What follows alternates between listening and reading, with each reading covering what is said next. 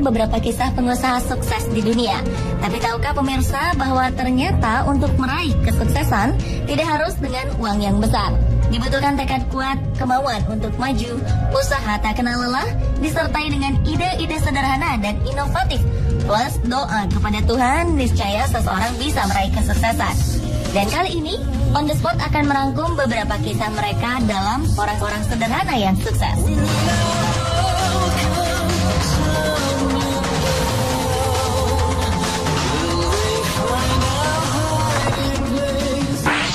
It's the most beautiful time of the year. Lights fill the streets, spreading so much cheer. Keterbatasan biaya dan kurangnya fasilitas nyatanya tak mampu meredam impian dan tekad bulat seseorang untuk meraih kesuksesan.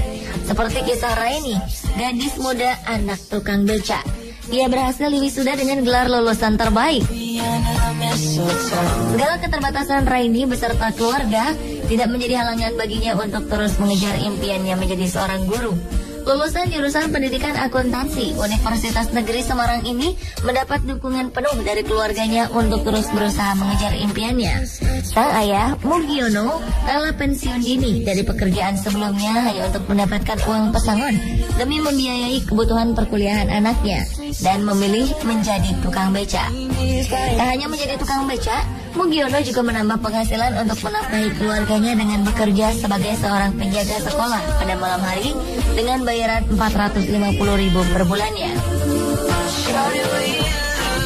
Melihat pengorbanan orang tuanya yang begitu besar untuk masa depannya, Raini tak menyia-nyiakan kesempatan.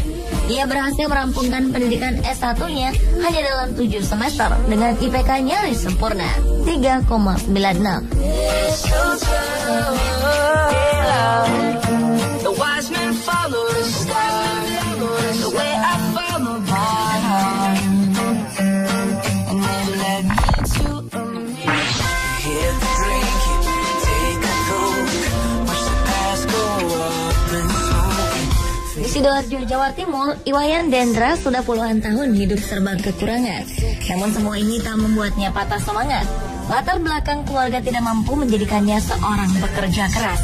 Dengan sifat mandiri, kreatif dan suka berinovasi, serta tekad bulat dan tanpa mengenal rasa malu, Dendra memilih menjalani profesi sebagai pemulung. Putra pertama dari 3 bersaudara pasangan almarhum Inengas Sateng dan Ninyoman Teke ini akhirnya berkecimpung di dunia barang bekas. Meski dibutuhkan tenaga ekstra, Dendra tetap semangat mendatangi sebuah pabrik hanya untuk mencari limbah dan sampah bekas. Namun siapa sangka usahanya ini membawa dirinya menjadi seorang pemulung sukses dan mampu mengumpulkan keuntungan hingga puluhan juta rupiah per minggunya. Bapak 5 anak ini tak merasa malu akan pekerjaan yang mengharuskan dirinya berkecimpung dengan sampah dan barang bekas. Tidak hanya itu, ia juga sukses menjadi anggota legislatif di Sidoarjo, menjabat sebagai ketua DPC sebuah partai dan juga sebagai koordinator pemulung di Sidoarjo.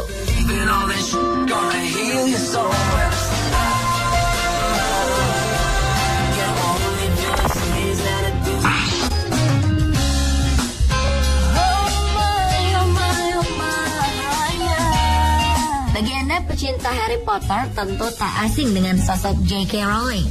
Perempuan kelahiran Inggris ini hanyalah gadis biasa yang menemukan kecintaannya pada bidang menulis, khususnya cerita-cerita fantasi.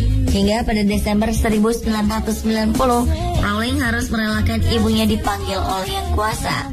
Sejak saat itu ia pindah ke Porto, Portugal untuk mengajar bahasa Inggris. Hidup yang ia jalani tidaklah istimewa. Rowling hanya menghabiskan waktunya untuk menulis novel di kafe-kafe. Rowling muda bahkan sempat didiagnosis menderita depresi klinis dan sering mencoba untuk bunuh diri lantaran kisah asmaranya yang kandas. Dan dengan perpaduan bakat dan tekad, ia mampu untuk melewati semua tekanan yang ia alami. Kini berkat kesuksesan novel-novelnya, ia hidup sejahtera. Siapa sangka berawal dari kecintaannya dalam menulis, mampu membuat Rowling menjadi kaya raya. Kini hartanya mencapai 1,1 miliar dolar atau sekitar 13 triliun rupiah dan telah mampu menjual lebih dari 400 juta buku. Oh yeah,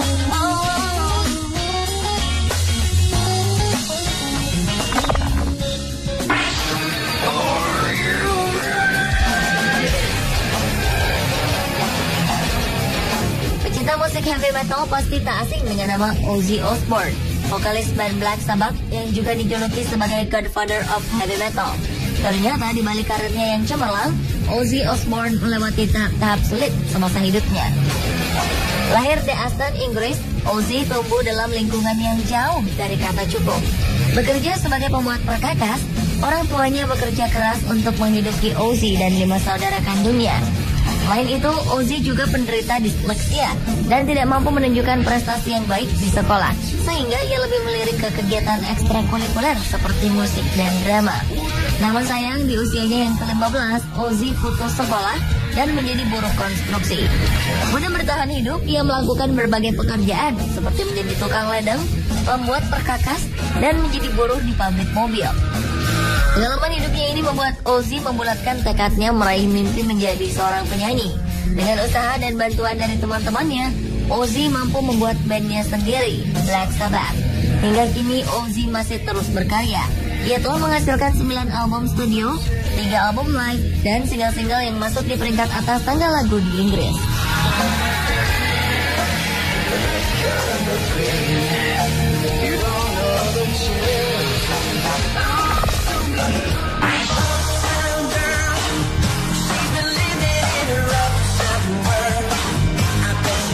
Anda bertemu dengan kata tip X. Cairan putih yang mudah kering ini menjadi alat tulis wajib para pekerja yang berkecimpung dalam bidang menulis. Alat ini mempermudah pekerjaan Anda tanpa harus mengetik atau menulis ulang saat Anda melakukan kesalahan. Gagasan awal munculnya tip X ini berawal dari seorang perempuan bernama Betty Graham yang bekerja sebagai sekretaris. Pada 1951, Betty bertugas mengetik dokumen-dokumen penting dengan menggunakan mesin tik. Tak jarang Betty melakukan kesalahan dalam mengetik yang mengharuskannya mengulang semuanya dari awal. Hingga pada suatu hari, Betty mengusung ide brilian dengan meramu cat putih dan kuas kecil. Betty mengoleskan cat ramuannya ini setiap kali ia melakukan kesalahan. Dan cat putih dengan kuas kecil yang ia beri nama Mistake Out ini sangat disukai teman-temannya. Seremoni ini membuatnya mendapat dorongan dari para kerabat. Hingga akhirnya Betty memutuskan untuk mendirikan usahanya sendiri dengan membangun sebuah pabrik Mistake Out. Pada 1972, usahanya mampu menjual setidaknya 5 juta botol Mistake Out setiap tahunnya. Dan menurut data, ketika Betty meninggal pada 1980, kekayaannya mencapai 475 juta dolar atau sekitar 5,6 triliun rupiah.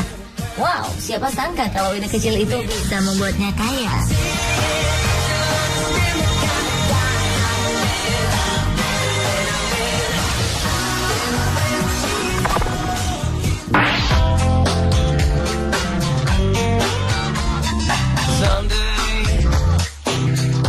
Rockefeller lahir di Richford, New York dan memiliki 5 saudara. Keluarganya hidup sangat sederhana. Ayahnya adalah seorang pedagang keliling. Rockefeller kecil sering berjualan permen, bahkan menjadi pembantu di rumah para tetangganya. Setelah lulus dari bangku sekolah, Rockefeller mendapat pekerjaan di perpustakaan dengan penghasilan hanya $50 per 3 bulan atau hanya sekitar 600.000 rupiah pada saat itu. Di usianya yang masih sangat muda, Rockefeller merupakan pekerja keras. Ia selalu berpikir matang-matang sebelum bertindak. Setelah beberapa kali bekerja serabutan, ia akhirnya memiliki pekerjaan tetap sebagai asisten penjaga toko. Dan dengan tekad kuat untuk maju, ia memilih untuk mendirikan usaha bersama temannya, Maurice B. Clark. Keduanya membangun usaha kilang minyak yang dikerjakan secara manual bersama-sama dengan 2 karyawannya. Dari hasil pendapatannya, Rockefeller mampu membeli perusahaan Clark Brothers dan menamainya Rockefeller and Andrews. Terus-menerus menekuni bisnis yang ia bangun dari dasar, kini Rockefeller mampu mendirikan perusahaan Standard Oil dan menjadi miliarder pertama di dunia.